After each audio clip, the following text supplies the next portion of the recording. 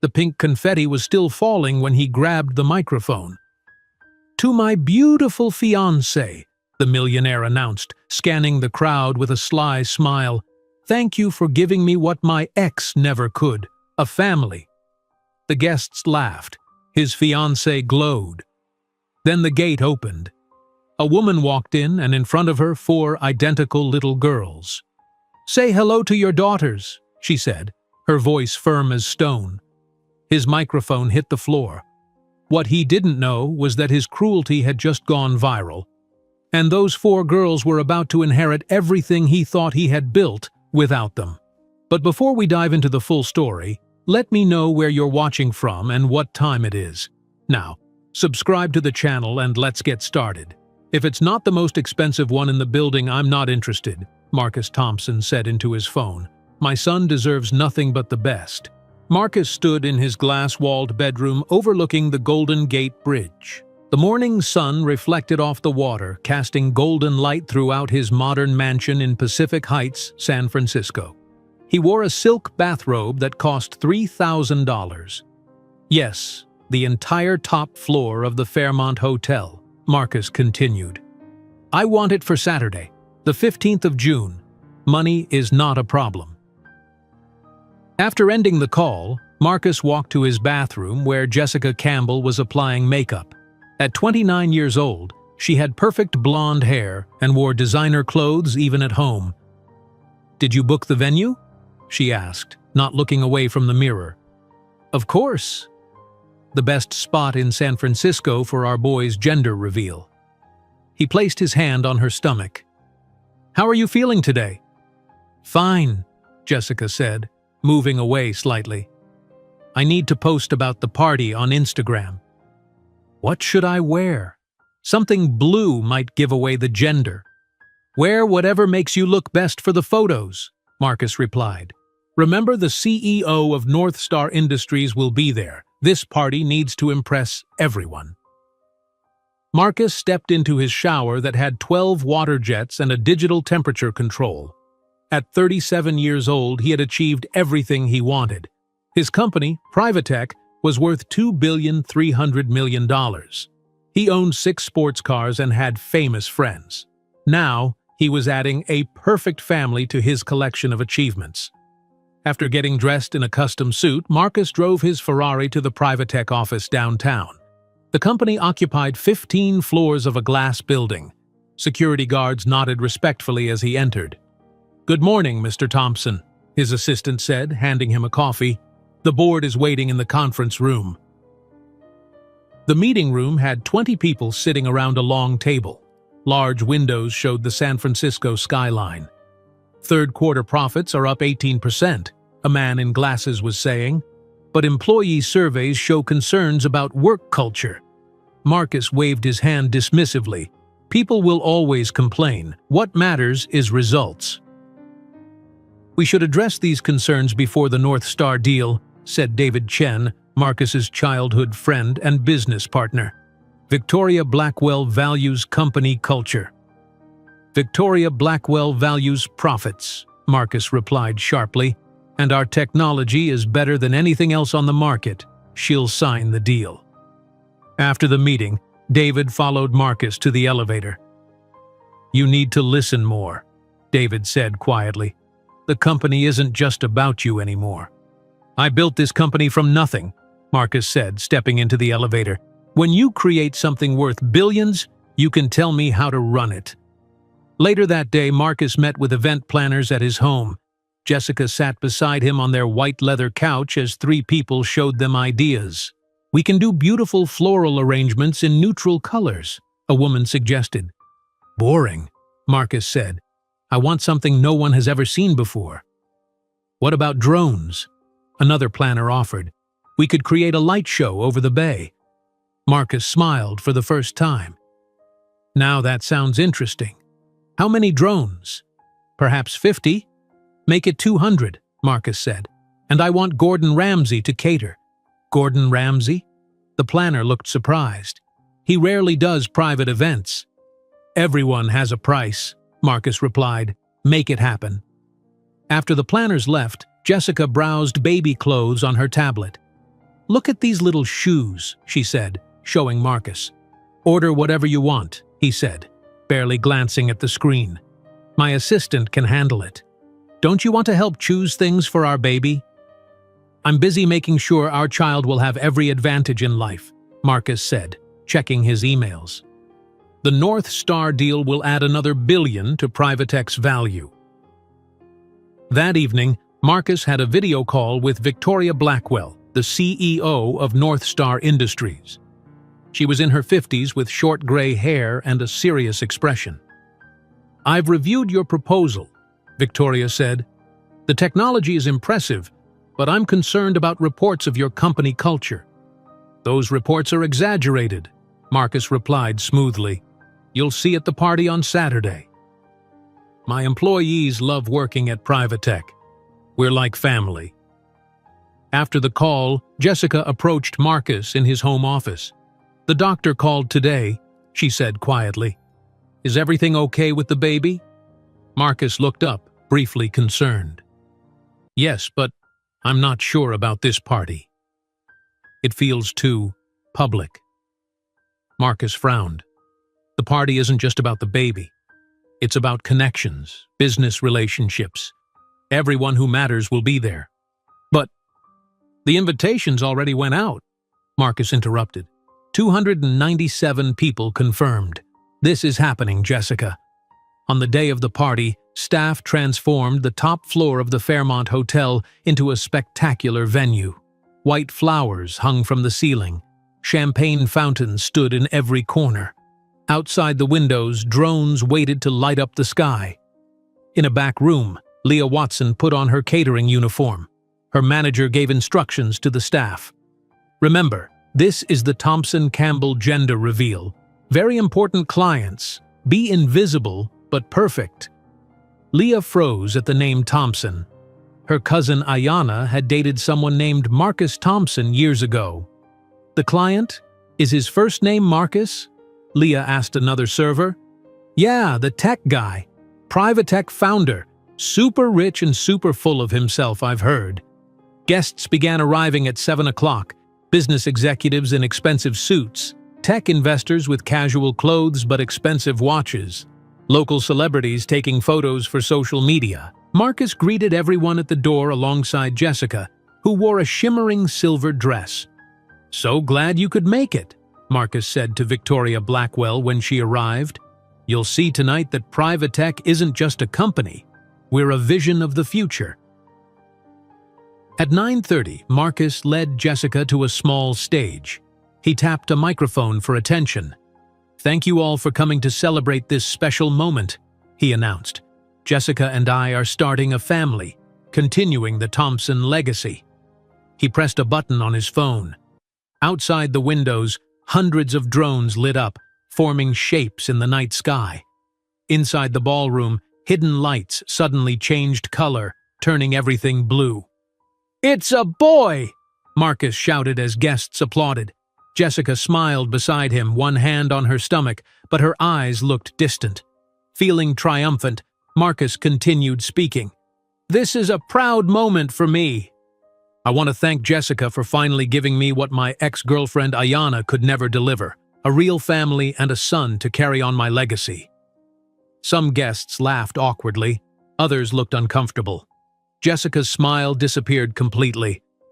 Near the back wall, Leah Watson stood frozen, a tray of champagne in her hands. She slowly placed the tray down and took out her phone. She pressed record as Marcus continued bragging about his perfect life and perfect future son. When Marcus finished speaking, music played and guests returned to mingling.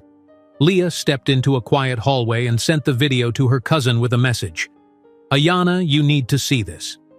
Across the bay in Oakland, Ayanna Johnson's phone lit up with the message. She sat surrounded by 4 identical baby girls, all with Marcus Thompson's eyes.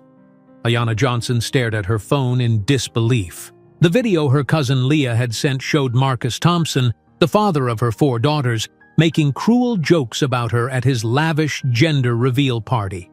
Her hands trembled as she replayed his words. "I want to thank Jessica for finally giving me what my ex-girlfriend Ayanna could never deliver, a real family and a son to carry on my legacy." "He doesn't even know," Ayanna whispered to herself, looking up at her 4 identical daughters playing on the living room floor. Zoe was stacking blocks while Chloe tried to knock them down. Maya examined a picture book, and Lily was falling asleep with her thumb in her mouth.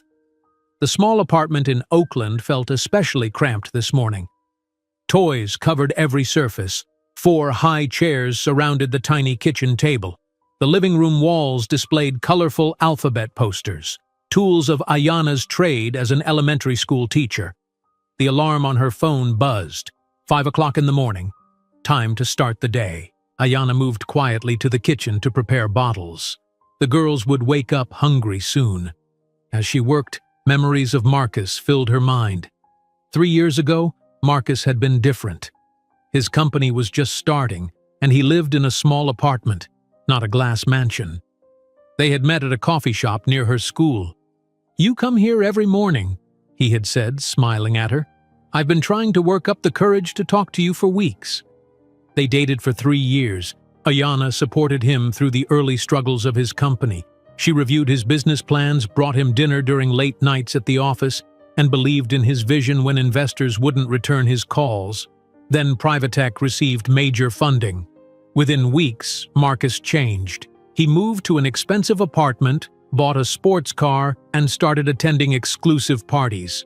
2 months later, he ended things with Ayanna in a restaurant she could never have afforded on her teacher's salary.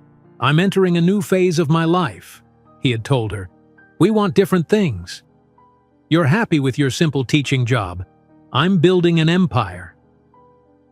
1 week after the breakup, Ayanna discovered she was pregnant. She called Marcus immediately, but his number was blocked. She emailed him, but the messages bounced back. She even went to his office, but security wouldn't let her in. "Mr. Thompson has instructed us not to allow you access," the guard had said, avoiding eye contact. The sound of crying pulled Ayanna back to the present. Zoe was awake, which meant the others would follow soon. Ayanna picked up her daughter, kissing her forehead. "Good morning, sweet girl," she whispered. By 6:30, all 4 girls were awake, fed, and dressed in matching purple outfits. Ayanna's mother, Eleanor, arrived at 6:45, just as Ayanna finished packing her teaching materials. "Good morning, babies," Eleanor said cheerfully, hugging each granddaughter. Then she looked at Ayanna's face. "What's wrong?" Ayanna handed her mother the phone. "Watch this. Leah sent it last night." Eleanor watched the video, her expression hardening with each second. "That man," she muttered when it finished. "After everything you went through alone."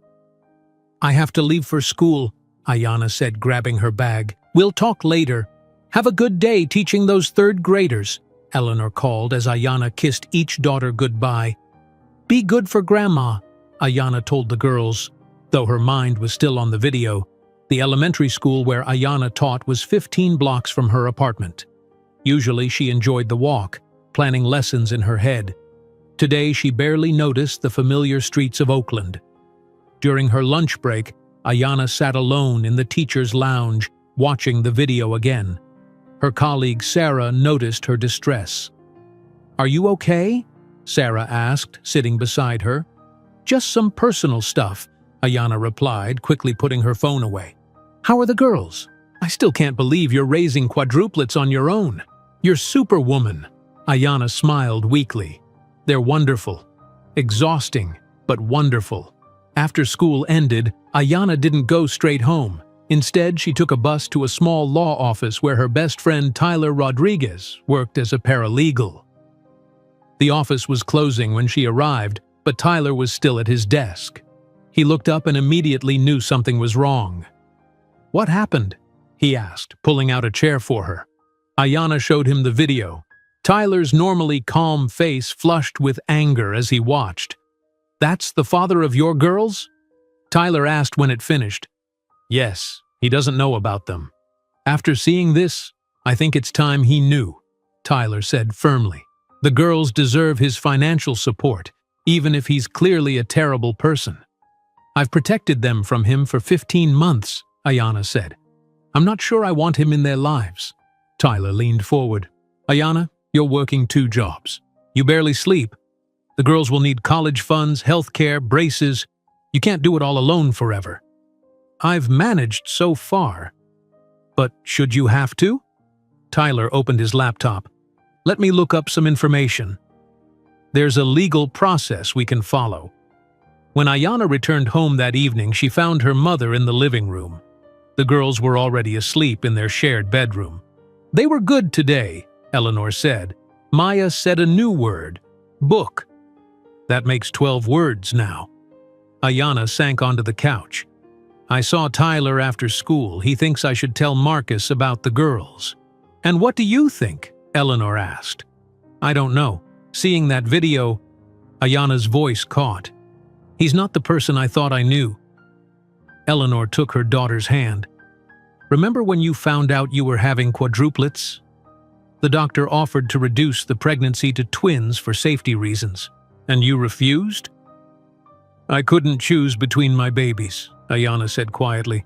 And then you almost died during delivery, Eleanor continued. Your blood pressure dropped so low they rushed you to surgery. I remember waking up afraid I'd lost them. But you survived. And all 4 of your perfect daughters survived. Eleanor squeezed her hand. You're the strongest person I know, Ayanna. Whatever you decide about Marcus, you can handle it. That night, after her mother left, Ayanna opened a box she kept under her bed. Inside were mementos from her relationship with Marcus, photos, movie tickets, and a business card with the Privatech logo. At the bottom was a small plastic bag containing a hairbrush with dark hairs still tangled in the bristles. Months ago, she had used this hairbrush for a DNA test, confirming what she already knew. Marcus was the father of her daughters. She had gotten the test done privately, never intending to use it. Now she wondered if that would change. The next morning, Leah visited before her catering shift. She hugged Ayanna tightly. I'm sorry I didn't confront him at the party, Leah said. I was so shocked. It's okay, Ayanna replied. You did the right thing sending me the video. They sat at the kitchen table while the girls played nearby. Each girl wore a different colored headband, the easiest way for others to tell them apart. He has no idea what he's missing, Leah said, watching the quadruplets. They're amazing. He's about to announce some big partnership, Ayanna said. Tyler looked it up. Privatech is doing a press conference next week about a deal with North Star Industries. What are you going to do? Leah asked. Before Ayanna could answer, her phone rang. It was Tyler. I've been researching all night, he said when she answered. I have a plan if you're interested. That afternoon, Tyler came over with takeout food and legal papers. While Eleanor watched the girls in the living room, Ayanna and Tyler talked at the kitchen table. The press conference is Thursday at 2 o'clock, Tyler explained. It's open to the media, which means we can walk right in. I've prepared these documents, birth certificates, the DNA test results, medical records showing the quadruplet pregnancy. You want me to confront him publicly? Ayanna asked, alarmed. It's the one place he can't hide or have security remove you, Tyler said. And if his new deal is as important as it seems, it gives you leverage. Ayanna looked through the papers, thinking of her daughter's future. Medical bills, school supplies, college tuition for 4, everything cost 4 times as much in her household. She walked to the living room doorway, watching her daughters play. Zoe was the cautious one, always thinking before acting. Chloe was bold and fearless. Maya was curious about everything. Lily was the quiet observer, taking everything in. They deserved everything, including the truth about their father. They deserved his support, his acknowledgement, his resources. Even if he had discarded their mother, he shouldn't be allowed to ignore his children. Okay, Ayanna said finally, returning to the kitchen. Let's do it. But I want to be clear. This isn't about punishing Marcus. It's about my daughters having what they deserve. Tyler nodded, understanding in his eyes. I'll help you prepare. We'll need to get the girls ready for a public appearance. And you'll need to know exactly what to say. That night, after everyone had left, Ayanna sat in the quiet apartment, watching her daughters sleep. 4 identical faces, peaceful in slumber. 4 little hearts that would someday ask questions about their father.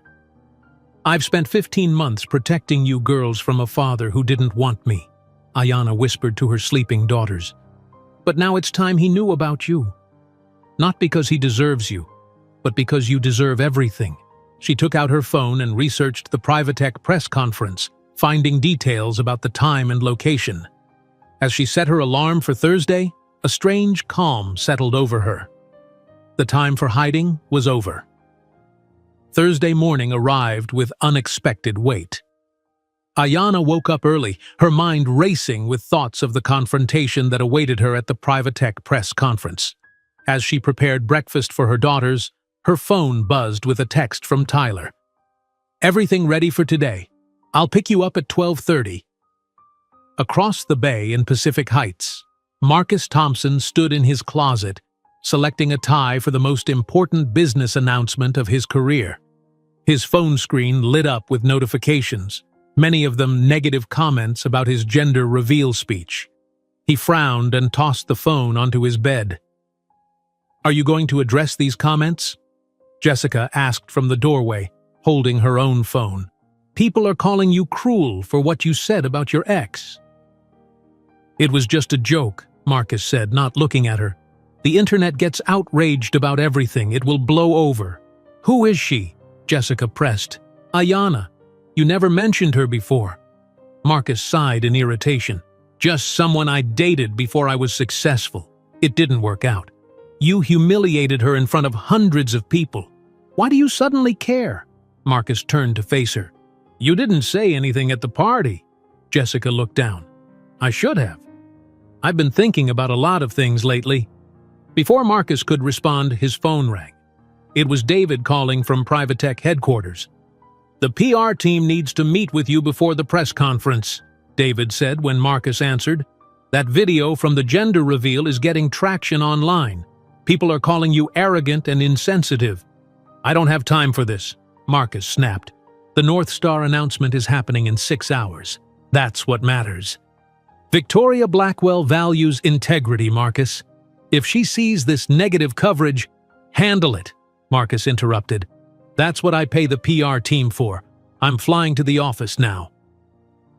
At Privatech headquarters, the public relations team waited nervously in the conference room. 6 people sat around a large table covered with printouts of social media posts.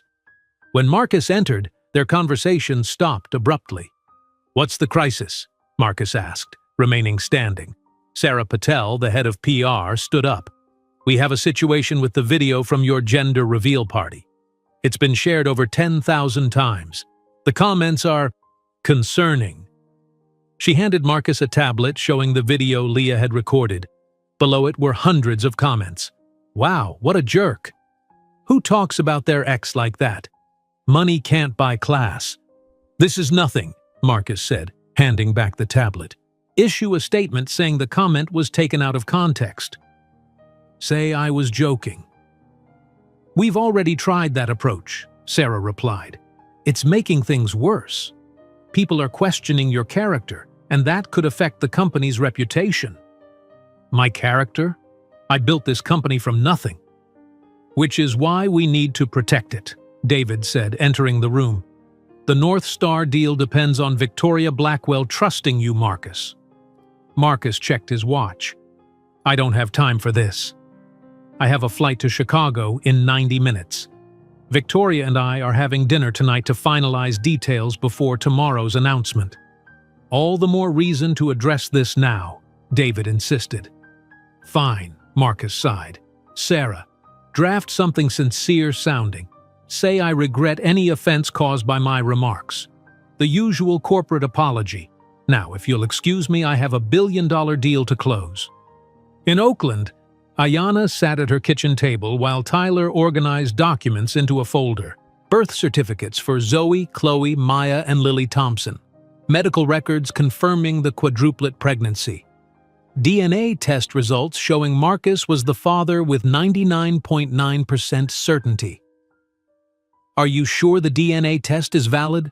Ayanna asked. We used his old hairbrush without permission. It's scientifically valid, Tyler confirmed. He can request another test if he wants, but these results will hold up in court. Eleanor entered from the bedroom with all 4 girls dressed in matching yellow dresses with different colored shoes. Red for Zoe, blue for Chloe, green for Maya, and purple for Lily. We've been practicing our public outing skills, Eleanor announced. They're getting better at staying together. Thanks, Mom, Ayana said. I don't know what I'd do without you. You'd manage, Eleanor replied with a smile. You always do. Ayana's phone rang. It was Leah. Hey, I got fired, Leah said when Ayana answered. The catering company found out I recorded a client. Oh no, I'm so sorry. Don't be. 3 other servers quit in protest.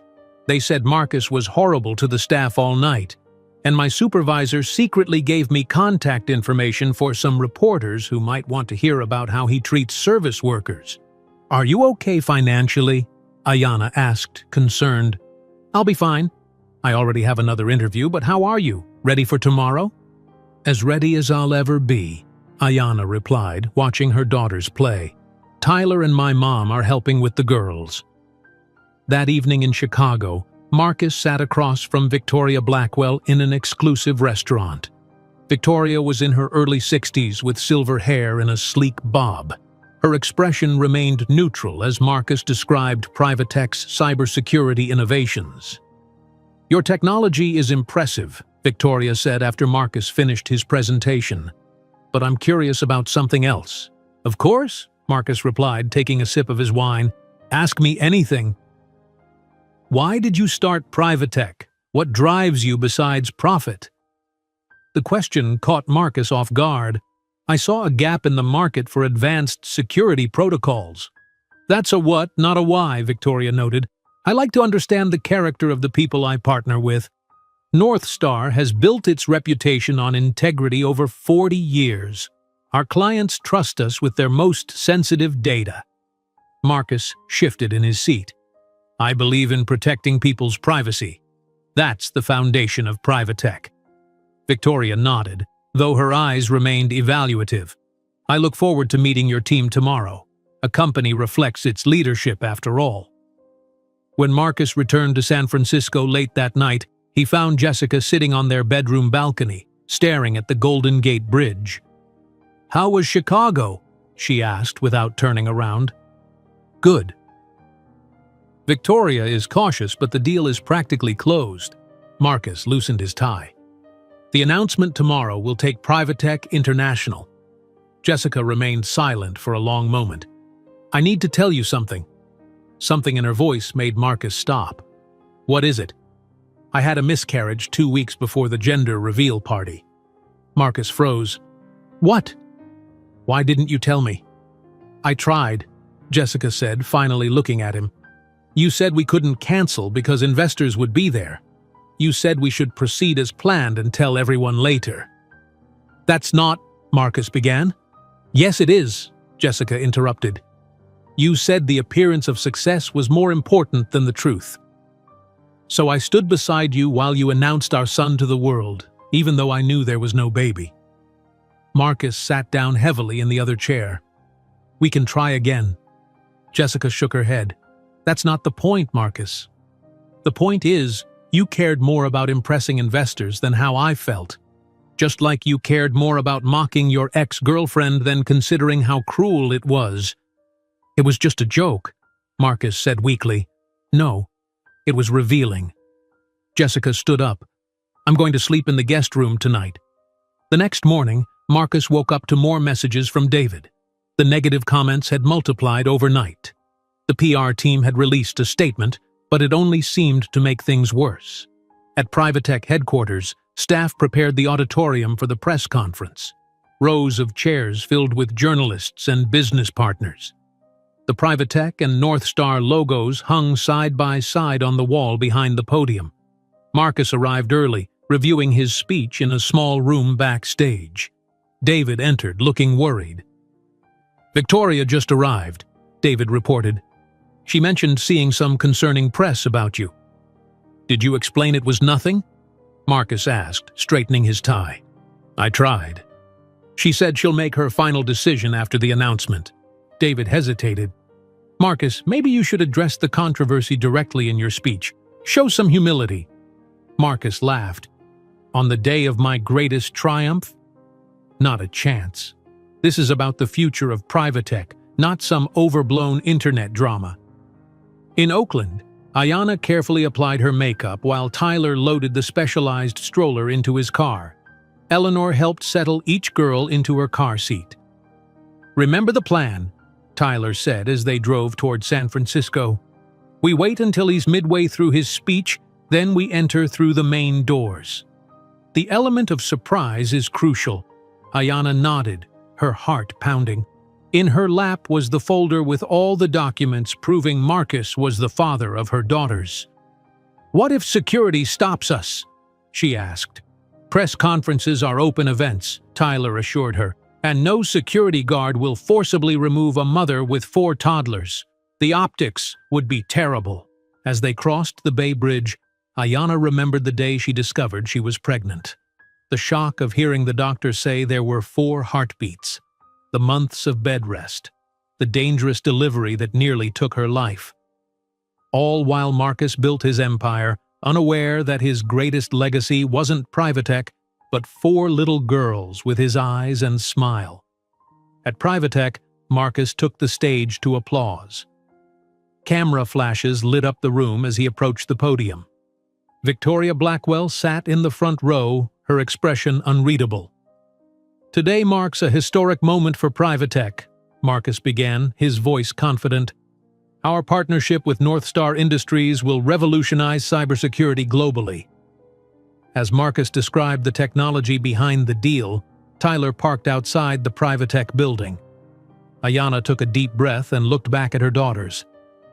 It's time, she said. Tyler helped Ayanna unload the special 4-seat stroller from the car trunk. Each girl was dressed in a matching yellow outfit, but with different colored shoes to help tell them apart.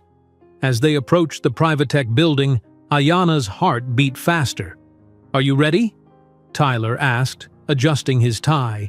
He carried a folder with all the legal documents. No, Ayanna admitted, but it needs to be done. At the building entrance, a security guard stopped them. Do you have press passes? This is a public press conference, Tyler said confidently. Open to all media. The guard looked at the 4 identical babies. Those are definitely not cameras. They're with me, said a woman approaching them. She held up a press badge. Melissa Chen, San Francisco Chronicle. Melissa smiled at Ayanna. Leah called me. I know who you are and who those beautiful girls belong to. I'd be happy to escort you inside. Inside the auditorium, Marcus Thompson was mid-speech. He stood tall at the podium, gesturing enthusiastically about the future of Privatech. This partnership will expand our security solutions to 27 countries, Marcus was saying. North Star's global reach combined with our cutting-edge technology will create an unparalleled security network. Victoria Blackwell sat in the front row, watching Marcus with a calculating expression. Beside her sat other North Star executives in dark suits. The room was filled with reporters, business partners, and Privatech employees. At the back of the room, Jessica Campbell slipped in quietly, taking a seat in the last row. She looked pale and tired. Ayanna and Tyler waited just outside the main doors with the Quadruplets. Melissa Chen went ahead, nodding to them that the moment was right. Tyler took a deep breath. Now, he whispered. Ayanna pushed the stroller through the double doors. The hinges creaked slightly, but not enough to interrupt Marcus. Tyler walked beside her, holding the documents. They moved slowly down the center aisle. It was a woman in the third row who noticed them first. She turned, saw the 4 identical babies, and nudged her neighbor. Like a wave, heads began to turn toward the back of the room. Marcus, still speaking, noticed the distraction.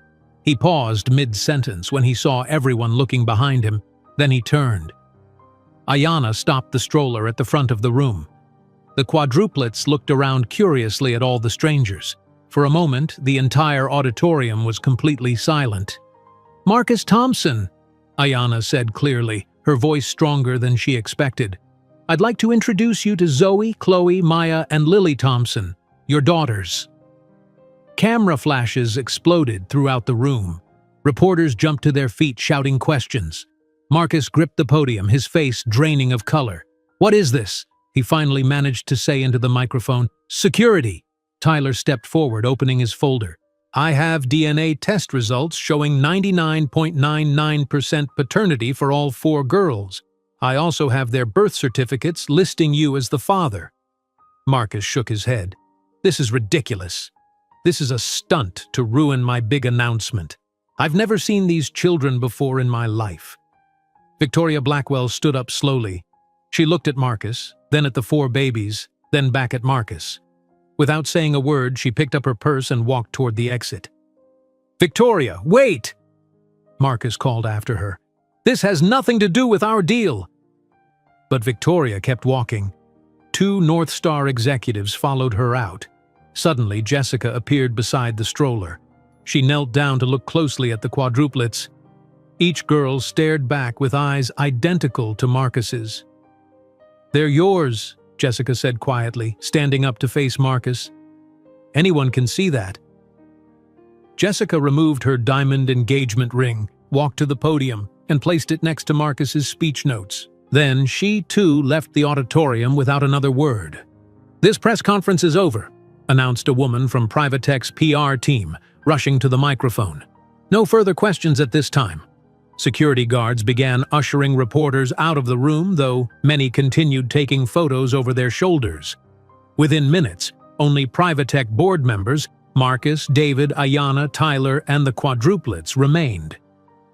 "Everyone out except Mr. Thompson and these visitors," said Harold Wilson, the chairman of Privatech's board. When the room cleared, Marcus approached the stroller cautiously, as if the babies might bite. "Is this some kind of joke?" he asked Ayanna. "Or a blackmail attempt?" "Neither," Ayanna replied. "These are your daughters. Born 15 months ago. I tried to tell you I was pregnant after we broke up, but you blocked my number, my email, everything." "That's convenient," Marcus snapped. "You wait until the biggest day of my career to show up with these claims." "I wasn't planning to ever tell you," Ayanna said honestly.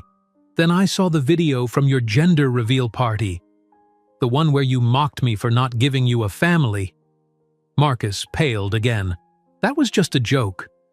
"Well, here's the punchline," Ayanna said, gesturing to the quadruplets. "You've had a family all along." Maya, always the curious one, reached toward Marcus from her stroller seat. "Da?" she said, one of her few words. Marcus stepped back as if burned. "I want another DNA test, one that I control. This can't be right." "Fine," Tyler said. "We can arrange that, but it won't change the results." Marcus ran his hand through his hair, looking suddenly older than 37. "This is insane. 4 babies? That's so rare." "1 in 700,000, Ayanna said. "I almost died during the delivery." David Chen, who had been standing silently to the side, finally approached. "Marcus, your phone is blowing up. This story is already online. Privatech stock is dropping." Marcus checked his phone and groaned. Headlines were already appearing. Tech CEO ambushed by secret quadruplets at press conference. Thompson's hidden family revealed, 4 baby girls. He never knew. North Star deal in jeopardy after paternity bombshell. "Get her out of here," Marcus said to David, pointing at Ayanna. "Take them to a conference room or something. I need to fix this disaster." "You can't fix it," David said quietly. "The North Star deal is dead. Victoria texted me. She's reconsidering the partnership given recent events. This is your fault." Marcus shouted at Ayanna. "You ruined everything." Lily, the quietest of the quadruplets, began to cry at the loud noise. Then Zoe joined in, followed quickly by Chloe and Maya. "Now look what you did," Ayanna said, trying to comfort all 4 at once. "They don't like yelling." Harold Wilson approached Marcus. "The board is calling an emergency meeting." Now, as Marcus was led away by the board members, David turned to Ayanna and Tyler. "I'll show you to a conference room," he said. "You'll be more comfortable there while this gets sorted out." David led them to a large room with glass walls. Inside were comfortable chairs and a table with water bottles. Ayanna arranged toys on the floor for the girls while Tyler organized his documents. "I've known Marcus since we were kids," David said, watching the Quadruplets play. "He's complicated." "That's a kind way of putting it," Ayanna replied. "He'll try to fight this," David warned. "His image means everything to him." "The truth means everything to me," Ayanna said. "These girls deserve to know their father. They deserve his support." In the boardroom, Marcus faced 6 angry board members. Screens on the wall showed Privatech's stock price falling rapidly. "This is a PR nightmare," Harold Wilson said. "The North Star deal is off. Our stock is down 28% and falling. Reporters are outside the building. What do you have to say for yourself, Marcus?" "It's a scam," Marcus insisted. "She's after my money." "She has DNA proof," said Janine Flores, another board member. "And those girls look exactly like you." "Your own fiancé recognized it immediately." "Ex-fiancé," Marcus corrected bitterly. "The point is," Harold continued, "we need to handle this situation before it destroys Privatech completely." Marcus stared out the window at the San Francisco skyline. Everything he'd built was crumbling around him. His perfect image, his billion-dollar deal, his engagement, all gone in 15 minutes because of 4 babies he never knew existed. "What do you want me to do?" he asked finally. "Take another DNA test immediately," Harold said. "If it confirms paternity, you need to take responsibility publicly. Make a statement about supporting your children. Show that you're a man of character." "And if I refuse?" "Mona, then the board will vote on your continued leadership of this company," Harold said coldly. Meanwhile, in the conference room, Ayanna received a text from her mother. "It's all over the news. Are you okay?" Before she could respond, her phone exploded with notifications. Friends, colleagues, parents of her students, everyone was messaging her. News vans had found her apartment building in Oakland. Reporters were asking neighbors about her. "This is overwhelming," Ayanna said to Tyler. "I just wanted him to know about the girls. I didn't want this circus." The door opened and David returned. "Marcus has agreed to another DNA test. A doctor is coming now to take samples." "And then what?" Ayanna asked. "Then we figure out where to go from here," David said. "But I should warn you, Marcus doesn't handle humiliation well. This won't be easy." Chloe crawled to David and pulled herself up using his pant leg. She grinned up at him with Marcus's smile. "Da?" she asked hopefully. "No, not Daddy," David said gently. "But I think you'll meet him properly very soon." The doctor arrived at Privatech headquarters with a DNA testing kit 20 minutes later. She was a short woman with gray hair pulled into a tight bun. Her name badge read, Dr. Emily Roberts. "I'll need cheek swabs from Mr. Thompson and all 4 children," she explained as she set up her equipment in the conference room. Ayanna helped hold each girl still while Dr. Roberts gently swabbed the inside of their cheeks. Zoe cried. Chloe tried to grab the swab. Maya watched curiously, and Lily sat perfectly still. "The results should be available in 24 hours, Dr. Roberts said when she finished. "But this is just a formality, isn't it? These girls clearly have Mr. Thompson's eyes." After the doctor left, Marcus entered the conference room with David and Harold Wilson. Marcus had loosened his tie and looked like he hadn't slept in days, though his crisis had begun only hours ago. "We need to talk," he said to Ayanna, not looking at the quadruplets playing on the floor. "Privately." "Anything you have to say you can say in front of Tyler," Ayanna replied. "He's helping me navigate this situation." Marcus nodded stiffly.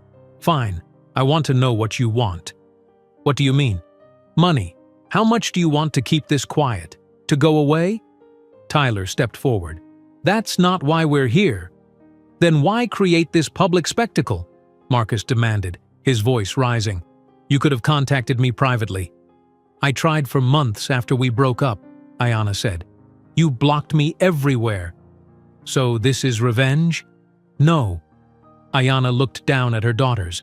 "This is about them. They deserve to know their father. They deserve your support." Outside the glass walls of the conference room, Privatech employees walked past slowly, trying to get glimpses of the drama unfolding inside. Phones had been banned from the executive floor, but that hadn't stopped the news from spreading throughout the building. "My PR team is drafting a statement," Marcus said, pacing.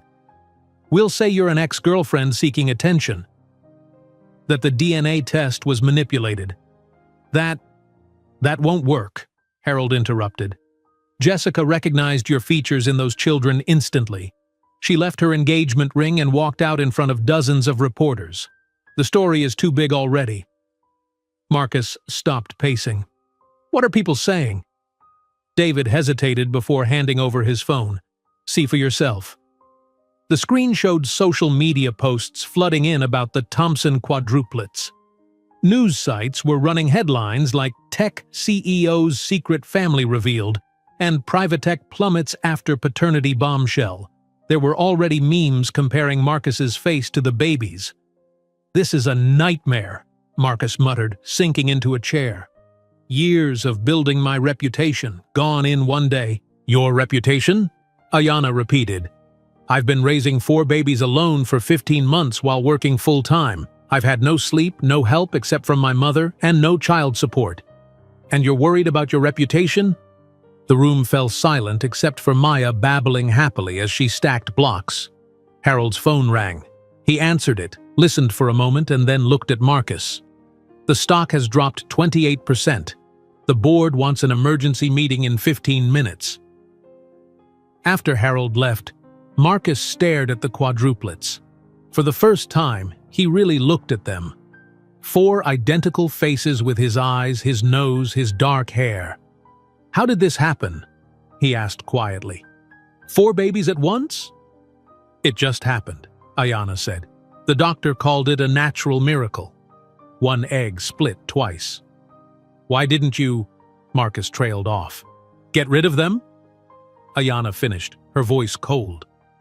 "Is that what you would have wanted?" "I don't know," Marcus admitted. "I never thought about having children, especially not 4 at once."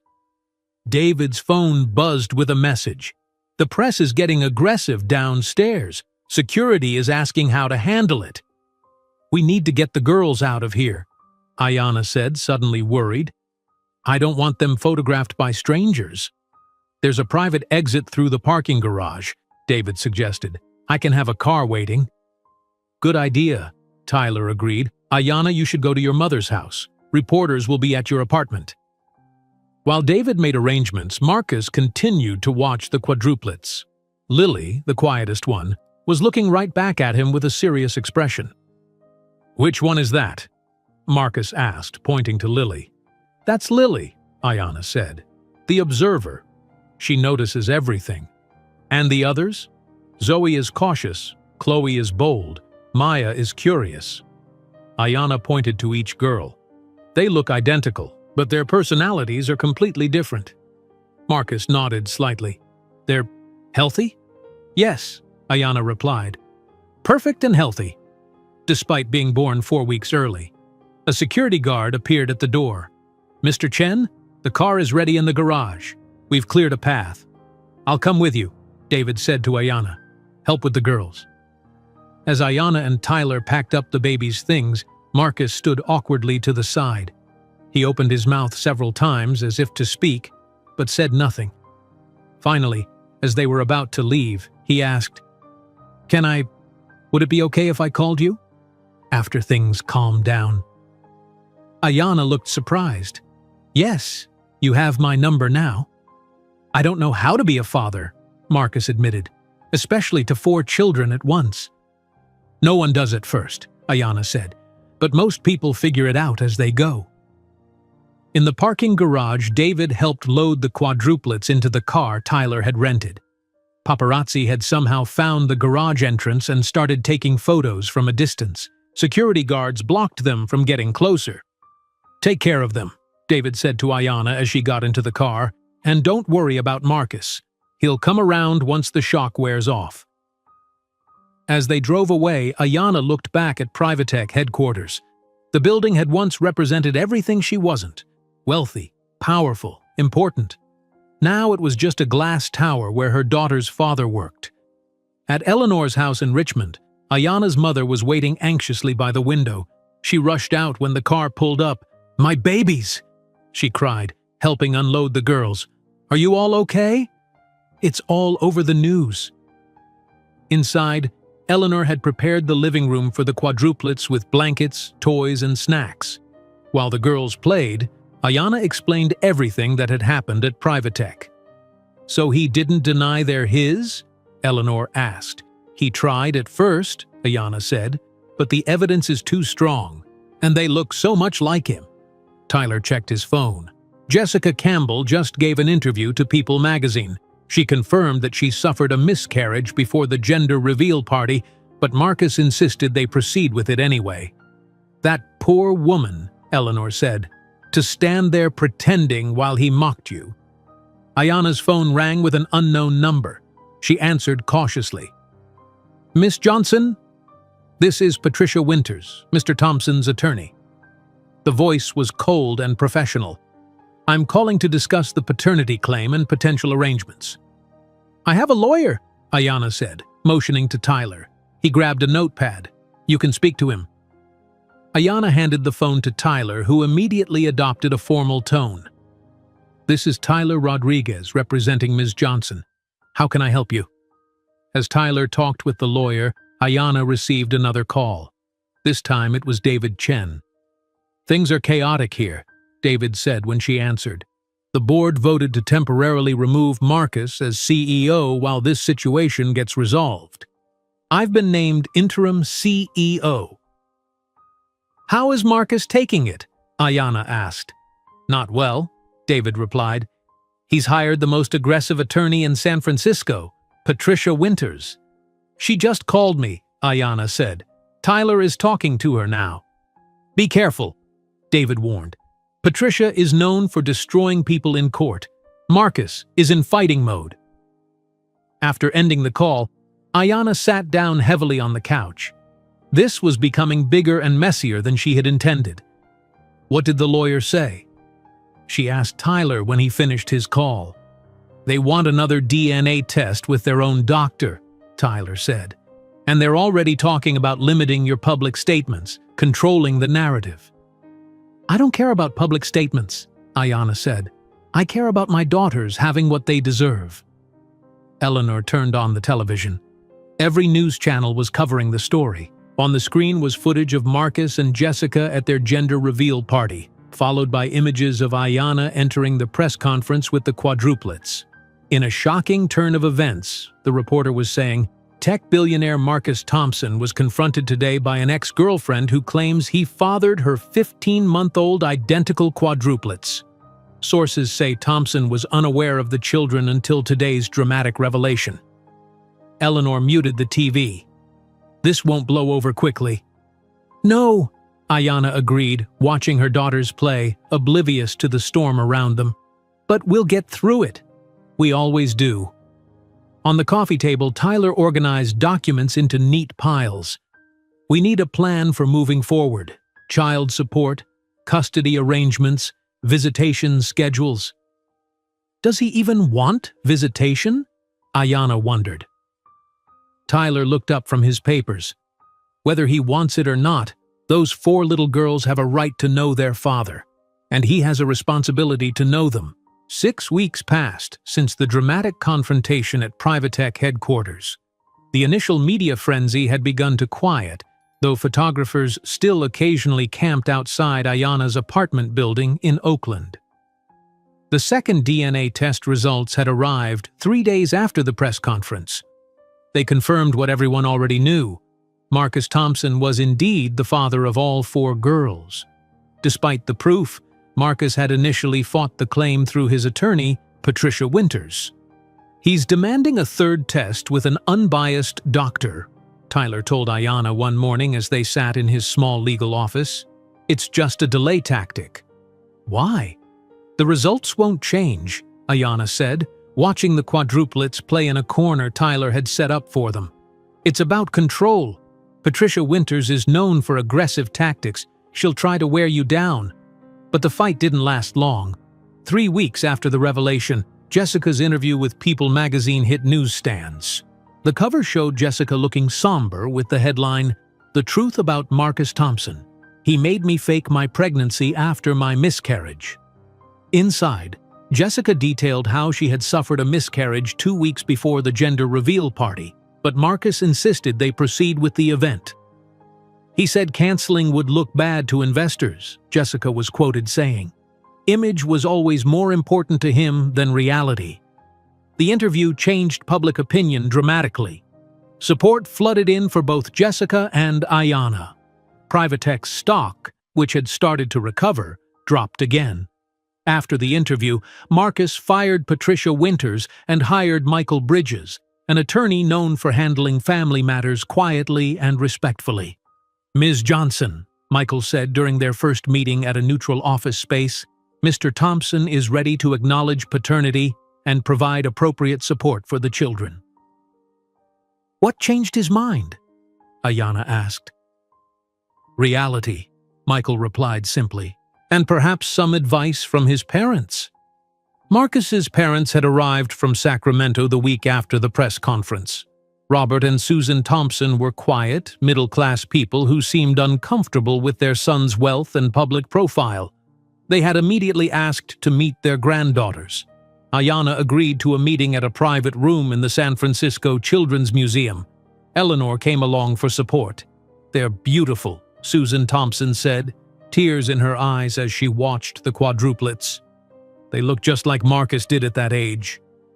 Robert Thompson, a tall man with Marcus's serious eyes, knelt down to offer toys to the girls.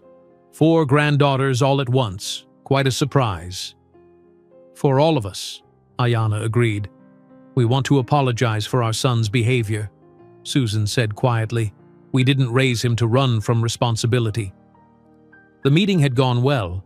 The grandparents showed genuine interest in the girls, and Ayanna felt they might be positive influences in their lives. Now, 6 weeks after the press conference, Ayanna prepared for another significant meeting. Marcus had finally agreed to meet his daughters properly. "Are you nervous?" Eleanor asked, helping dress the girls in matching purple outfits. "Yes," Ayanna admitted. "I don't know what to expect from him. Just remember, you're doing this for the girls. They deserve to know their father." The meeting place was again the Children's Museum, in a private room filled with toys and comfortable seating. A family counselor named Dr. Sarah Wilson would be present to help facilitate. Ayanna arrived with the quadruplets and Eleanor 15 minutes early. Dr. Wilson, a warm woman with curly hair, introduced herself. "I've spoken with both you and Mr. Thompson separately," Dr. Wilson explained. "Today is just about creating a comfortable first meeting. No pressure, no expectations." At exactly 3 o'clock, Marcus arrived. He looked different than he had at Privatech, less polished, more human. His designer suit was replaced by jeans and a simple button-down shirt. He carried 4 identical stuffed elephants. "Hello?" he said awkwardly, standing at the door. "Come in," Dr. Wilson encouraged. "Have a seat on the floor."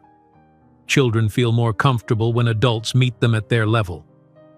Marcus sat down stiffly on the colorful carpet. The quadruplets, who had been playing with blocks, looked at him curiously. "Girls," Ayanna said gently, "remember I showed you pictures? This is your daddy." Zoe, always cautious, stayed close to Ayanna. Chloe stared openly at Marcus with a suspicious expression.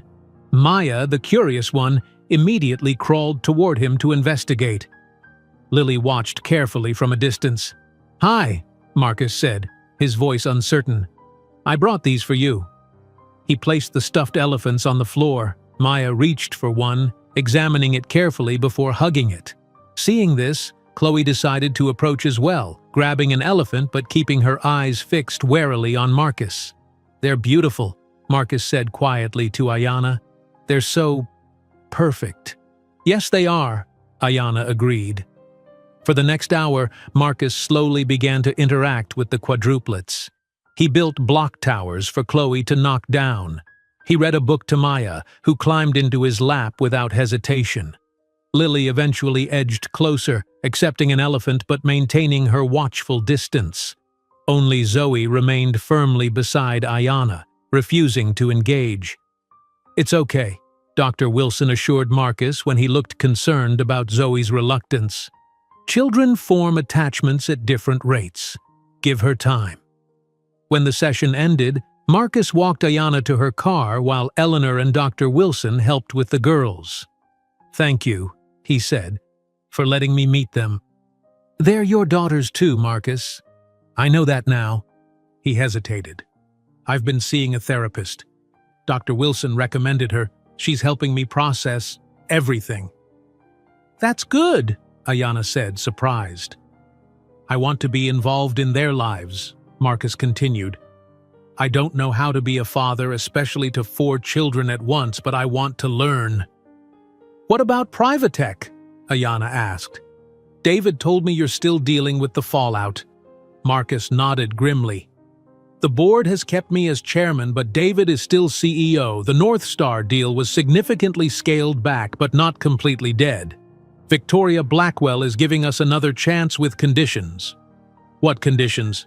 "That I take a less public role, that I demonstrate character growth." Marcus almost smiled. Apparently having secret quadruplets doesn't inspire confidence in business partners. Before Ayanna could respond, her phone buzzed with a text from Tyler. "Good news on the support agreement. Call when you can." "I should go," she said, putting away her phone. "Can we set up regular visits?" Marcus asked. "Maybe once a week to start?" Ayanna nodded.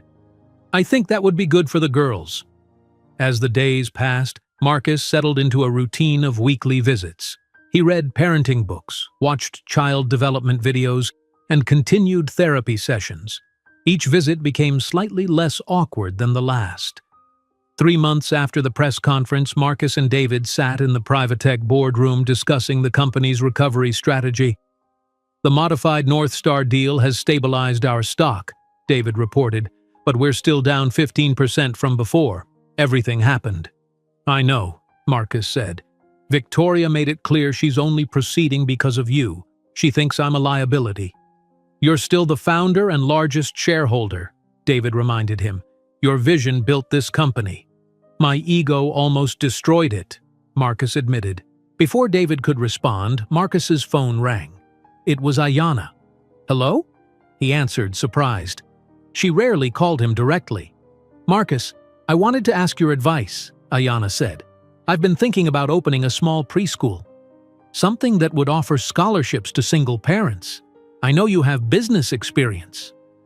"I'd be happy to help," Marcus said, trying to hide his surprise at being consulted. "When would you want to meet?" "Saturday after your visit with the girls? We could talk while they nap." "That sounds perfect." After ending the call, Marcus found David watching him with a thoughtful expression. "What?" Marcus asked. "Nothing," David replied. "It's just good to see you focused on something besides Privatech." "They're my daughters," Marcus said simply. "They're more important than any company." The words surprised him as he said them, but he realized they were true. Somehow, in just a few months, 4 tiny humans he hadn't known existed had become the center of his world. Saturday morning arrived with unusual warmth for an Oakland winter. Marcus parked his car in front of a small blue house with white trim and a neat front yard. The real estate agent waited on the porch, smiling professionally. "Mr. Thompson, I think you'll love this property," she said as Marcus approached. "It's 15 minutes from Ms. Johnson's apartment, as requested." "Let's take a look," Marcus replied, following her inside. The house was nothing like his glass mansion in Pacific Heights. It had 3 bedrooms, 2 bathrooms, and a cozy living room with a fireplace. The kitchen was small but updated, and the backyard had enough space for children to play. "It's perfect," Marcus said after the tour. "I'll take it." The real estate agent looked surprised. "Don't you want to think about it? Compare with other properties?" "No. This is the one. My daughters need me nearby, not across the bay." 2 weeks later, Marcus moved into his new Oakland home. The glass mansion in Pacific Heights was listed for sale. His 6 exotic cars were reduced to one practical SUV with 4 car seats installed. The walls, once decorated with expensive art, now featured framed photos of 4 identical little girls. At Privatech, Marcus's office was now David's. Marcus attended board meetings twice monthly but focused mainly on long-term strategy while David handled daily operations. The modified North Star deal had finally been signed, smaller than originally planned but still significant. "How's the new house?" David asked during their weekly lunch. "Different," Marcus admitted. "Smaller. But it feels more like home already. And how are the girls adjusting to having you around more?" Marcus smiled slightly. "It's a process. Zoe still keeps her distance. Chloe now runs to me immediately. Maya always has something new to show me. Lily observes everything." "You sound like a real dad," David teased. "I'm trying to be," Marcus said seriously. "I never thought I'd say this, but they've become everything to me." The co-parenting schedule hung on refrigerators in both Ayana's apartment and Marcus's new house. Weekday evenings from 5 to 7, Saturday mornings, Sunday afternoons. The routine provided stability for the girls and allowed both parents time with them. One Wednesday evening, Marcus arrived at Ayana's apartment with 4 identical stuffed giraffes. "You don't need to bring gifts every time," Ayana said as she let him in. "I know," Marcus replied, "but I saw these and thought they'd like them." The Quadruplets, now 18 months old, played in the living room. When Marcus entered, Chloe immediately ran to him, arms raised. "Up! Daddy, up!" Marcus lifted her, still amazed at how natural it felt now. Maya hurried over next, pulling his hand toward a tower of blocks she'd built. Lily smiled from across the room but continued playing with her books. Zoe barely looked up. "Zoe's having a stubborn day," Ayana explained quietly. "She refused her nap." Marcus nodded, accepting that Zoe needed more time. He sat on the floor, Chloe on his lap and Maya beside him, and began to read a book Lily brought over. "You've gotten good at this," Ayana observed. "I'm taking a parenting class," Marcus admitted. "Tuesday nights at the community center. Daddy and me on Thursday mornings." "Really? I'm impressed. I'm the only father with 4 kids at once. The instructor uses me as an example of extreme multitasking." Ayana laughed, and Marcus realized how rarely he'd heard that sound in the past. It was nice. Later, after the girls were asleep, Marcus and Ayana sat at her kitchen table reviewing the business plan for her preschool idea. "The location in West Oakland makes sense," Marcus said. "There's a need for quality childcare there, especially with your scholarship concept for single parents." "The startup costs are higher than I expected," Ayana said, frowning at the numbers. "It might take longer to save up than I thought." Marcus hesitated before speaking. "I could help with funding." "I don't want charity, Marcus. It's not charity, it's an investment in something worthwhile." He turned a page in the business plan. "Besides, our daughters could attend when they're ready. It would be their preschool, too." Ayana considered this. "I'd want it to be a loan with proper terms, something official. Of course, we can have Tyler draw up the paperwork." At the mention of Tyler, Ayana's expression softened. Marcus noticed but said nothing. He'd seen how Tyler looked at Ayana during handoffs, how comfortable the Quadruplets were with him, how he always seemed to be around, helping with strollers and diaper bags. "Speaking of Tyler," Ayana said, "he's been helping me plan the girl's 2nd birthday party. It's only 6 weeks away." "Already? Time is moving so fast. I was thinking we could have it at the park near your house. Simple celebrations are best at this age." Marcus nodded, remembering the extravagant gender reveal party that seemed like a lifetime ago. Simple sounds perfect. The following week, Marcus attended his therapy session with Dr. Wilson. He'd been seeing her regularly since the press conference revelation.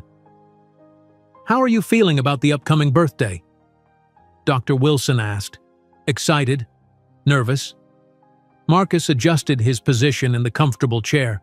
I missed their first birthday entirely. I didn't even know they existed. And how does that make you feel? Sad? Regretful? Marcus paused. When I think about all I missed in their first year, their first smiles, first words, first steps, it hurts. That's natural, Dr. Wilson assured him. You're grieving that lost time, but you're here now.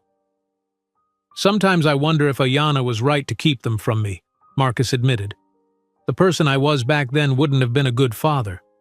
And now I'm trying to be worthy of them. At Privatech, Marcus attended a quarterly board meeting where David presented the company's recovery strategy. Victoria Blackwell attended by video conference. The restructuring has stabilized our position, David explained. With Marcus focusing on long-term vision while I handle operations, we've maintained client confidence. I'm impressed with the changes, Victoria said on the screen, particularly the new ethics committee and family-friendly policies. After the meeting, Victoria asked to speak with David privately. Marcus left them to talk, suspecting Victoria was more comfortable with David's leadership than his own. She likes you better than me, Marcus said when David joined him later. She respects the changes you've made, David countered, both at Privatech and personally. My personal changes weren't exactly voluntary, Marcus pointed out.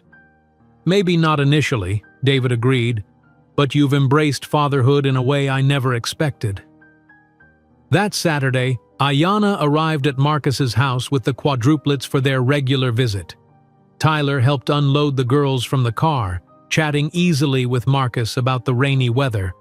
Inside, Marcus had prepared the living room for the visit. Each girl had a designated space with toys selected for their preferences, building blocks for Maya, picture books for Lily, stuffed animals for Chloe, and a music toy for Zoe.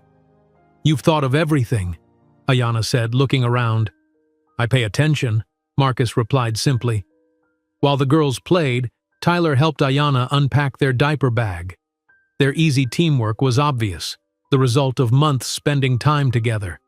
Marcus watched them quietly, noting the gentle way Tyler touched Ayanna's shoulder, the smile she gave him in return. I should go, Tyler said. I've got that thing with my brother. Thanks for the help, Ayanna told him warmly. I'll call you later. After Tyler left, Ayanna noticed Marcus watching her. What? Nothing, Marcus said. He's good with the girls. Yes, he is. Ayanna's tone was careful. He's been a huge support. Are you two? We've been spending time together, Ayanna admitted. Is that a problem? Marcus considered his feelings before answering. There was a small pang of something, not jealousy exactly, but regret perhaps. No, not a problem. The girls need good people in their lives. Zoe, who had been playing nearby, suddenly approached Marcus and held out a toy telephone. Daddy, call? It was the first time she had initiated interaction with him. Marcus felt his throat tighten with emotion. Yes, sweetie, Daddy will take your call. He pretended to speak into the toy. Hello? This is Daddy. Zoe giggled, a sound Marcus had rarely heard directed at him. Ayanna watched with tears in her eyes. She's coming around, she said softly.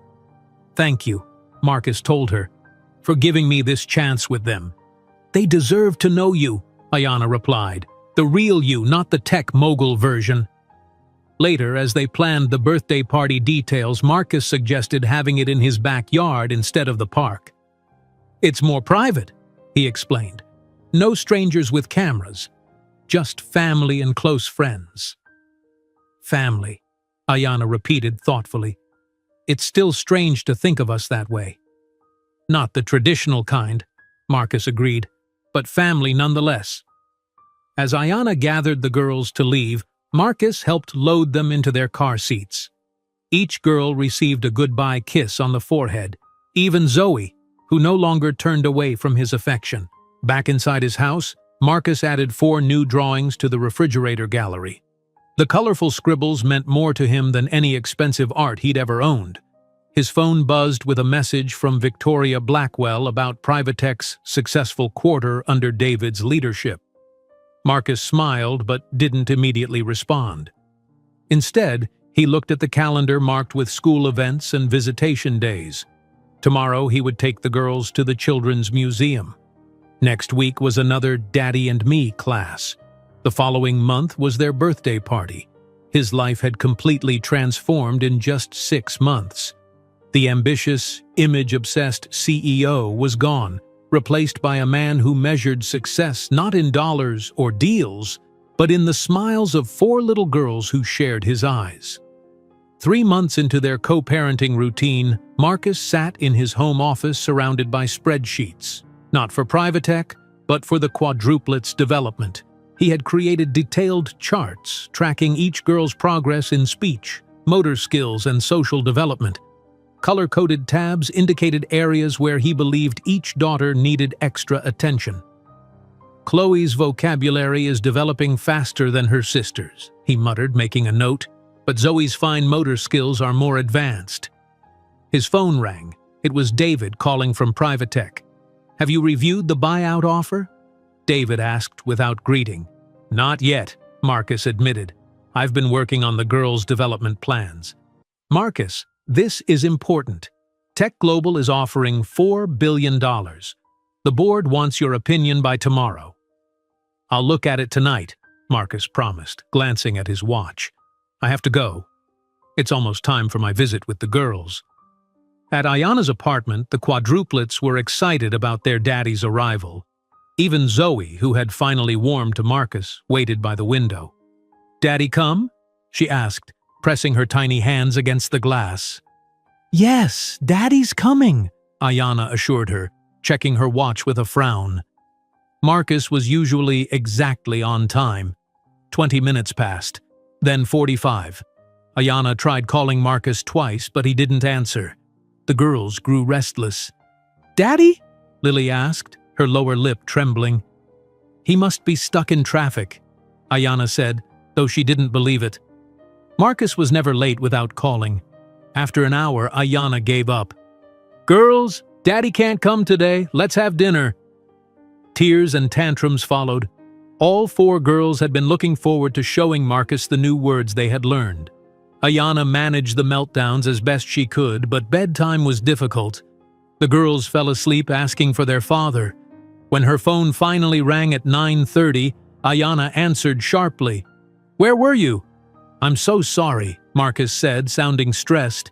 "Emergency board meeting about the buyout offer. I couldn't get away." "You couldn't send a text? The girls waited for you for an hour." "My phone was in my briefcase. I didn't realize until the meeting ended." Marcus paused. "How are they?" "Upset, confused. They don't understand why Daddy didn't come when he promised." "I'll make it up to them tomorrow." "Tomorrow is a school day," Ayana reminded him. "They have a routine. I'll stop by in the morning before work." "Marcus, please, Ayana. I feel terrible about this." Ayana sighed. "Fine. Before 8. The next morning, Ayana had just finished dressing the girls for breakfast when the doorbell rang. It was 7:15, and Marcus stood there with 4 large shopping bags. "What's all this?" Ayana asked as he entered. "Gifts for the girls." To apologize for yesterday. Marcus began unpacking the bags, revealing 4 identical electronic tablets in pink protective cases. "These are educational. They have games that teach numbers and letters." Ayana stared at the expensive devices. "They're 20 months old, Marcus. They don't need tablets." The salesperson said they're perfect for developing minds. Marcus turned on one of the devices, which lit up with bright colors. "Look, there are different levels for different ages." The Quadruplets, attracted by the colorful screens, gathered around. Marcus handed a tablet to Chloe, who immediately began tapping the screen. "No," Ayana said firmly, taking the tablet away. "We don't use screens before age 2. I've told you this." "A little screen time won't hurt them," Marcus argued. "These are educational." "That's not the point." Ayana collected all 4 tablets and put them back in the bags. We agreed on parenting decisions together. You can't just show up with expensive gifts to make up for breaking promises." Marcus's face hardened. "I made one mistake. I missed one visit." "This isn't about missing a visit.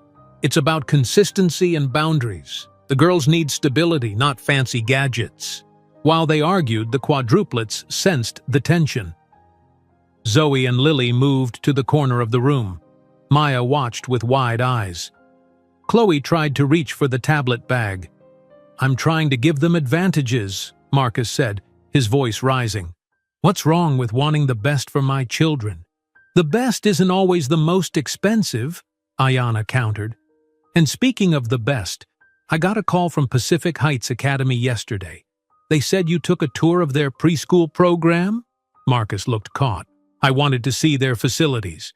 You know, we agreed on Little Explorers in Oakland for preschool next year. It's 5 minutes from here, affordable, and has a great program. Pacific Heights Academy has better resources, smaller class sizes, advanced curricula. It's also across the bay, costs more than my yearly salary, and is filled with privileged kids whose parents are just like you used to be." Marcus flinched at her words. "What's that supposed to mean?" "It means you're still thinking like CEO Marcus sometimes, not like a father. These girls don't need status symbols or expensive schools. They need love, consistency, and parents who work together." The argument escalated, with years of unresolved feelings surfacing. Marcus's frustration about missing the first year of their lives. Ayana's struggles as a single mother. Their fundamentally different views on parenting and privilege. "You act like I'm doing everything wrong," Marcus finally shouted. "I'm trying here, but this isn't easy for me. I never wanted to be a father in the first place." The room fell silent. Ayana's face paled.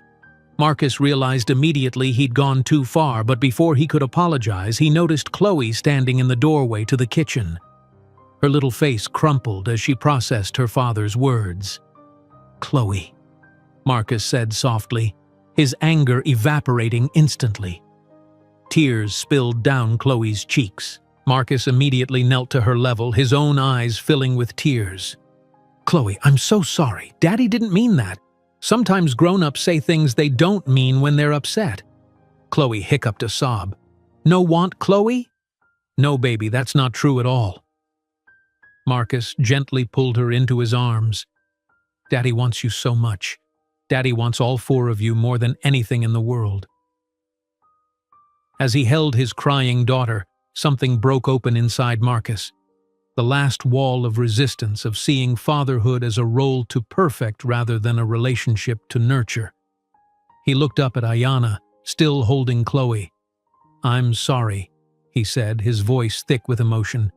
"You're right. I've been approaching this all wrong."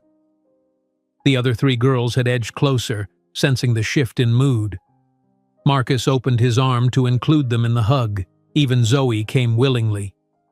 "I love you all so much," he told them. "Daddy made a mistake.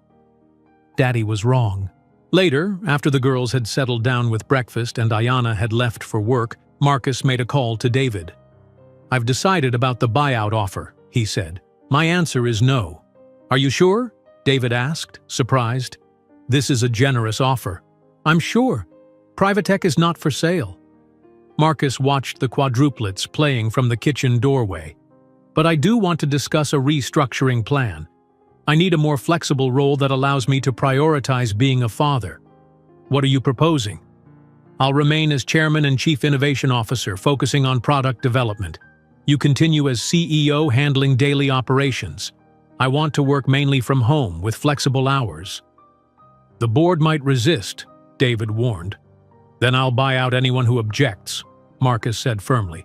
"I built this company, but it's not the most important thing in my life anymore." After ending the call, Marcus sat on the floor with his daughters, building a tower of blocks without checking his phone once. When Chloe knocked it down, they all laughed together. That evening, when Ayana returned from work, Marcus was still there. The apartment was clean, dinner was prepared, and the girls were happy. "I thought you'd be gone," Ayana said, surprised. "We need to talk," Marcus replied. about how we move forward as co-parents. I want to apologize properly for this morning and for trying to override your parenting decisions." "What brought this on?" Ayanna asked, setting down her bag. Marcus looked at Chloe, who was contentedly coloring nearby. "Let's just say I had a moment of clarity about what really matters." They sat at the kitchen table while the girls played in the living room. Marcus explained his decision about Privatech and his new priorities. "I turned down the buyout offer," he said, "and I'm restructuring my role to be more present for the girls." "That's a big decision," Ayanna noted. "The right one." Marcus hesitated. "About the preschool, you're right. Little Explorers makes more sense. It's close by, the program is good, and the girls will be with kids from diverse backgrounds." "Thank you for understanding," Ayanna said. "And the tablets were a mistake. I should have consulted you first." "It wasn't about the tablets themselves," Ayanna explained. "It was about the pattern of trying to solve problems with money instead of presents." Marcus nodded. "I'm learning. Slowly, but I'm learning." As he prepared to leave that night, Marcus paused at the door. "Can I still come to the birthday planning meeting on Saturday?" "Of course," Ayanna replied, "but maybe leave the corporate spreadsheets at home this time." Marcus smiled. "Deal." The Saturday morning birthday planning meeting started differently than Marcus had expected. Instead of spreadsheets and formal proposals, Ayanna spread colorful construction paper across her kitchen table. "I thought we could make invitations by hand," she explained. "The girls can add fingerprints to each one." "Handmade invitations?" Marcus asked, surprised. 6 months ago, he would have hired a professional designer. Nothing fancy, just simple and personal. As they worked together cutting paper, the Quadruplets played nearby. Now approaching their second birthday, the girls were becoming more distinct in their personalities despite their identical appearances. "Daddy, look," Maya called, proudly showing Marcus a block tower she had built. "That's wonderful, Maya," Marcus praised, no longer checking his phone every 5 minutes as he once did.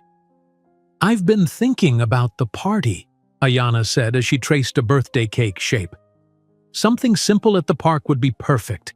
Just family and close friends." Marcus nodded. "My parents asked if they could come from Sacramento. They want to bring presents. Of course they should come. The girls love their grandparents." They worked in comfortable silence for a moment, a far cry from their heated argument of 3 weeks ago. The breakthrough with Chloe had changed something fundamental in their co-parenting relationship. "How's the preschool plan going?" Marcus asked. Ayanna smiled. "Great, actually. I found a small building in West Oakland that would be perfect. The owner is willing to rent with an option to buy." "That's wonderful. Have you worked out the financial details?" "I've been saving from the child support payments and I've reduced my tutoring hours to focus on planning. Tyler's been helping me with the legal paperwork." At the mention of Tyler, Marcus glanced up. "He's been around a lot lately." "Yes," Ayanna replied simply. "He has." Before Marcus could respond, his phone buzzed. It was David calling from Privatech. "Excuse me," he said, stepping into the hallway to answer. "Hello?" "Good news," David said. "Victoria Blackwell has approved the expanded partnership. She was impressed by your restructuring plan and your decision to step back for family reasons." "That's great," Marcus replied, genuinely pleased but no longer defined by business success. "We'll discuss details on Monday." When Marcus returned, Ayanna was helping Zoe make a handprint on paper. "Everything okay?" she asked. "Yes, just work. The North Star deal is moving forward." Marcus sat down and helped Lily with her handprint. "How are things with Tyler?" Ayanna looked up, surprised by his directness. "Good. We've been seeing each other for a few weeks now. The girls seem comfortable with him." "They are. He's been around since they were babies." Marcus nodded, processing this information. A small part of him felt strange knowing another man was becoming important to his daughters, but the larger part, the part that had grown tremendously in recent months, wanted Ayanna to be happy. He's a good guy, Marcus said finally. The girls deserve good people in their lives. Ayana studied his face, then smiled. Thank you for understanding. 2 weeks later, Marcus stood in his Oakland backyard watching workers install a small playground set. His house, purchased 4 months after meeting his daughters, was nothing like his former glass mansion in Pacific Heights. This was a modest 4-bedroom home on a quiet street, chosen specifically for its proximity to Ayana's apartment and the girls' future preschool. David arrived as the workers finished, carrying a housewarming gift. Nice place, David said, looking around. Very normal. Marcus laughed. Never thought you'd see me in a place like this, did you? Never thought I'd see you push a stroller either, but here we are. David handed him the gift, a small token for the new home. Marcus opened it to find a framed photo of the 4 girls from their recent visit to Privatech. They sat at his former desk, all wearing miniature Future CEO t-shirts. This is perfect, Marcus said, genuinely touched. Thank you. They sat on the back patio drinking coffee and watching the workers test the playground equipment. How's the company doing? Marcus asked. Stable, David replied. Your limited schedule is actually working well. You focus on innovation, I handle operations, and the board stays happy. And Victoria? She asks about you sometimes. David hesitated. Actually, she's been asking about me too, outside of business. Marcus raised his eyebrows. Victoria Blackwell? Interested in you personally? David shrugged, looking embarrassed. We've had dinner twice, just to discuss the partnership officially. Right, Marcus grinned. And how's that going? It's interesting. She's actually quite different outside the boardroom. The next day, Marcus attended his weekly therapy session with Dr. Wilson. These sessions, once mandated by circumstances, had become valuable tools for his personal growth. How are you feeling about the birthday party next week? Dr. Wilson asked. Excited, Marcus replied honestly, but also reflective. I missed their first birthday entirely. I didn't even know they existed. And now? Now I can't imagine my life without them. Marcus leaned forward in his chair. I was thinking about my own childhood recently. My parents loved me, but they were always working. My father missed most of my important moments because his job came first. And you see parallels to your situation? I almost made the same mistake, prioritizing Privatech over everything else. But I got a second chance. Dr. Wilson nodded. You've made remarkable progress, Marcus. 6 months ago, you were in crisis mode, fighting paternity claims. Now you're planning a birthday party and building a playground. The crisis turned out to be the best thing that ever happened to me, Marcus admitted. The morning of the birthday party dawned bright and clear. Marcus arrived at the small Oakland park early to help set up. Eleanor was already there, arranging tablecloths and balloons. Good morning, she greeted him warmly. The decorations are in that box. Marcus began hanging streamers from the park pavilion. Is there anything else I can do?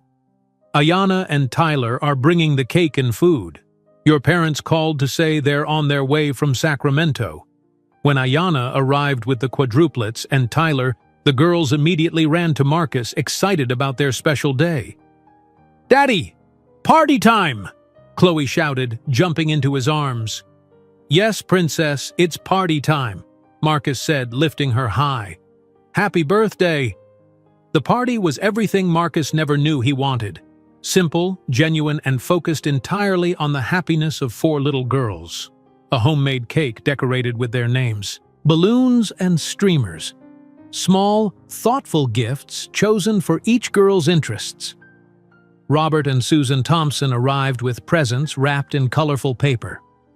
Son, Robert said, shaking Marcus's hand, the place looks wonderful. Thanks, Dad. Much different from my last party, huh? Much better, his father replied honestly. As guests arrived, mostly Ayana's friends, some of Marcus's new parent friends from his classes, and a few Privatech colleagues including David, Marcus noticed how easily everyone interacted. There were no corporate power plays, no networking attempts, just people genuinely enjoying the celebration of 4 special girls. Tyler organized a game with bubbles that had all the children laughing. Marcus watched as Ayanna joined in, her face lit with happiness. When she caught him looking, she smiled. There was no tension between them now, just mutual respect and shared purpose. Later, as the party wound down, Marcus helped clean up while the girls played with their new toys under Eleanor's watchful eye. This was perfect, he told Ayanna as they packed leftover cake into containers. Exactly what they needed. It was, she agreed, much better than some extravagant event they wouldn't remember. I was thinking about the preschool, Marcus said. I'd like to help if you'll let me. Not just financially, but with the actual work of getting it started. Ayanna looked surprised. Really? You want to paint walls and assemble furniture? Yes, Marcus said simply. It's important to you, and it would be good for our community. For all children of single parents who need support. Across the pavilion, Tyler approached. I've got the car packed. Ready when you are, Ayanna. Just finishing up here, she replied, giving Tyler a warm smile that confirmed what Marcus already knew. They had become much more than friends. As the day ended and guests departed, Marcus said goodbye to each daughter with a kiss on the forehead. He helped load their new toys into Tyler's car, then watched as Ayanna buckled them into their car seats.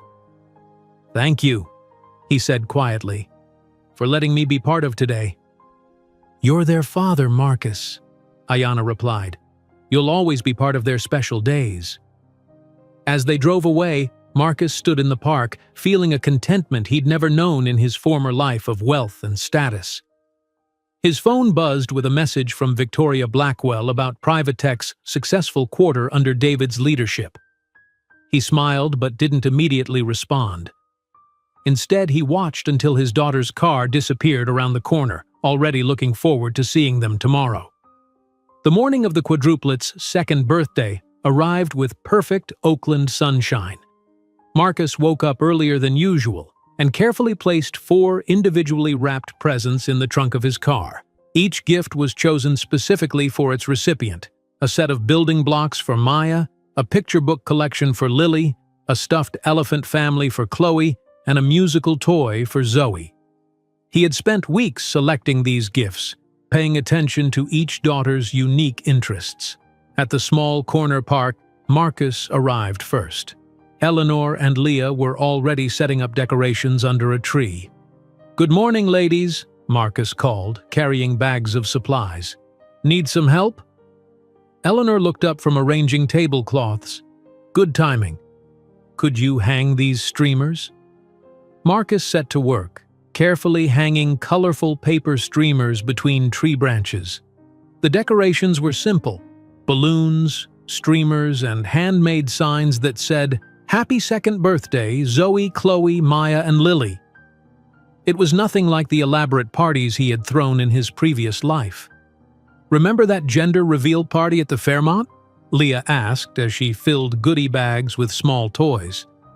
Drones, celebrity chef, crystal champagne glasses. "That feels like another lifetime," Marcus replied, taping a streamer in place. "Another person." "It was," Eleanor said kindly. "You're not that man anymore." An hour later, the park corner was transformed into a cheerful birthday space. A table held a homemade cake decorated with little animals. Another table displayed small piles of presents. A blanket spread on the grass created a play area for the youngest guests. Ayanna arrived with the Quadruplets and Tyler. The girls wore matching white dresses, each with a different colored ribbon in her hair: red for Zoe, blue for Chloe, green for Maya, and purple for Lily. "Daddy!" they shouted when they saw Marcus. All 4 ran to him at once, even Zoe, who had once been so hesitant. Marcus knelt down and opened his arms wide, gathering all 4 into a group hug. "Happy birthday, my beautiful girls! Present?" Chloe asked hopefully. "Later, sweetie," Marcus laughed. "First we play, then cake, then presents." Ayana approached, wearing a simple sundress and a delicate necklace with 4 small birthstones. "The park looks wonderful. Thank you for setting up early." "Happy to do it," Marcus replied. "Your necklace is beautiful." "Tyler's gift," she said, touching it gently. 1 stone for each girl." Tyler stood nearby, chatting with Leah about the food arrangements. Marcus felt a brief twinge seeing Ayana and Tyler together, but it quickly passed. What mattered was that his daughters were surrounded by people who loved them. "Come see slide, Daddy," Maya demanded, pulling his hand toward the playground. For the next 30 minutes, Marcus helped all 4 girls climb the small slide, catching them at the bottom each time. He moved with ease between them, knowing exactly how much help each one needed. Maya wanted to do it herself, Lily needed encouragement, Chloe rushed too quickly, and Zoe wanted him to hold her hand the whole time. David arrived with a large, wrapped package. "Sorry I'm late." Traffic was bad. "No problem," Marcus said, still helping Lily down the slide. "We're just playing." "Victoria sends her regards," David mentioned. "The quarterly numbers are excellent." "That's nice," Marcus replied, his attention immediately drawn back to Lily, who was about to jump.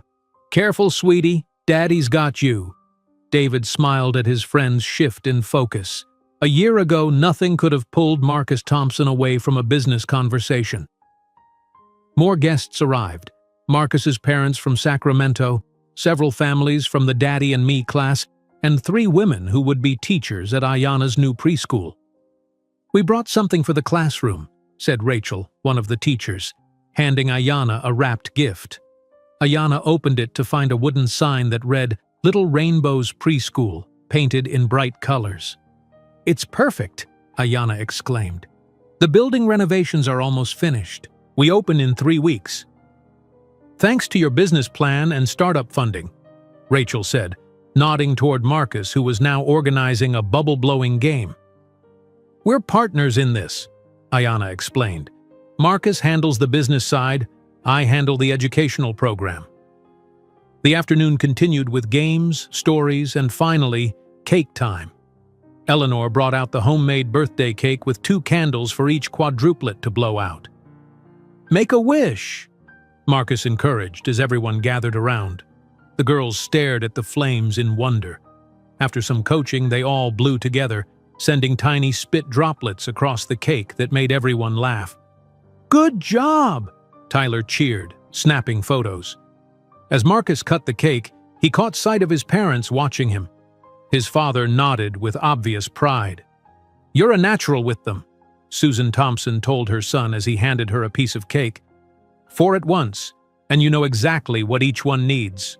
"I've had good teachers," Marcus replied, glancing at Ayana, who was helping Maya eat without making a complete mess. Present time brought excited squeals from the quadruplets. Marcus's gifts were huge hits. Maya immediately began stacking her blocks. Lily wanted her books read right away. Chloe hugged her elephant family, and Zoe pressed every button on her musical toy. When Zoe struggled to open a package from her grandparents, Marcus sat patiently beside her. "Take your time," he encouraged, resisting the urge to do it for her. "You can do it." Robert Thompson watched his son with amazement. "I was never that patient with you," he admitted quietly. "I was always rushing, always busy with work." "I understand now," Marcus replied. "Some things are more important than work." As the afternoon turned to early evening, guests began to leave. The quadruplets, tired from excitement, grew quieter. Tyler helped Ayana pack leftover cake and gifts into boxes. "I'll get this in the car," Tyler said, touching Ayana's shoulder gently. She smiled up at him, and they shared a brief kiss. Marcus saw this moment as he cleaned up wrapping paper. He felt a small ache, not of jealousy but of knowing life moves forward. Then he smiled genuinely, happy that Ayana had found someone who clearly adored both her and the girls. "Need help loading the cars?" Marcus offered, approaching them with a trash bag. "That would be great," Ayana replied, seemingly relieved by his easy acceptance. As dusk approached, Marcus helped carry presents to cars. The girls were strapped into their car seats, sleepy but happy. Marcus kissed each daughter goodnight. "Daddy love you," Zoe said as he buckled her in. "Daddy loves you too," Marcus replied, his heart full. "All of you, so much." He waved as Tyler drove away with Ayanna and the girls. His phone buzzed with a message from Victoria about Privatech's latest success, but he merely glanced at it and put the phone back in his pocket. There would be time for business tomorrow. At his Oakland home, Marcus entered the quiet house. But unlike his former mansion that had felt empty despite its size, this house was filled with evidence of his daughter's presence in his life. Artwork covered the refrigerator. Photos lined the hallway walls. A child-sized table sat in the living room corner with 4 little chairs. On his calendar hung by the door, Marcus could see the week ahead marked with events. Daddy Day, zoo trip on Wednesday, preschool opening on Thursday, preparation on Thursday, dinner at Ayanna and Tyler's on Friday. Marcus took 4 new drawings from his pocket, one from each daughter, created during the party.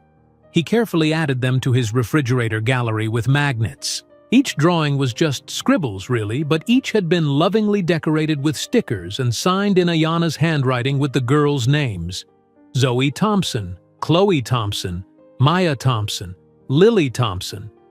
Marcus smiled at the colorful display. A year ago, he had believed his legacy would be measured in billions of dollars and business deals. Now he understood that his true legacy was right here. 4 little girls who carried his name, his features, and pieces of his heart that he never knew existed until they found him. If you enjoyed today's video, I'm sure you'll love the next one. Don't waste time. Just click on the screen.